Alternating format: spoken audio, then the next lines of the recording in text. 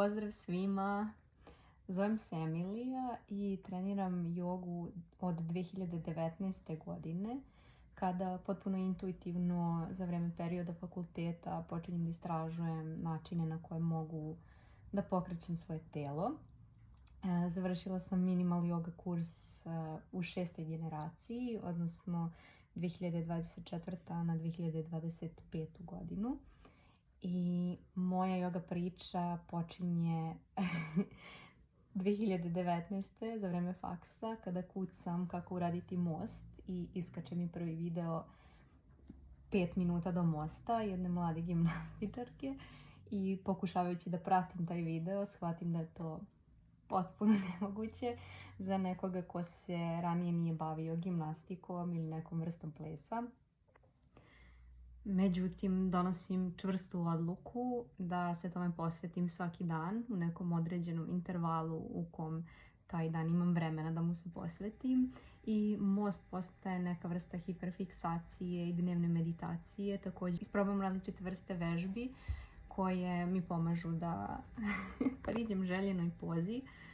U međuvremenu dok trčim za određenom pozom, mnoge druge stvari se dešavaju u meni, a to je određena vrsta posvećenosti, istrajnosti, suptilnih promena na nivou razmišljanja, osjećanja, disanja, regulacije samog daha, udaha i izdaha i pažnje u toku svakodnevnog dana kada primećujem da to moje svakodnevno vežbanje joge, jurenje za mostom je dovelo do toga da se mnogo lakše suočavam sa nekim svakodnevnim situacijama i mnogo slobodnije i smelije bivam ono što ja u suštini jesam, samo zato što sam odabrala da budem prisutna sama sa sobom svakoga dana na svojoj prostirci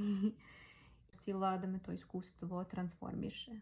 Upravo takav je za mene bio minimal yoga kurs, transformativan, jer sam shvatila da je yoga mnogo više od fizičke discipline, mnogo je više i od neke intelektualne, umne discipline. To je jedan stil života, način na koji donosimo odluke, način na koji razmišljamo, način na koji interaktujemo sa drugim živim bićima i prosto jedan put kojim kada se krene više se ne vraća nazad na staro, u najboljem mogućem smislu. Jedno viđenje svijeta u potpuno novim življim bojama i minimal yoga kurs je zapravo tome doprineo.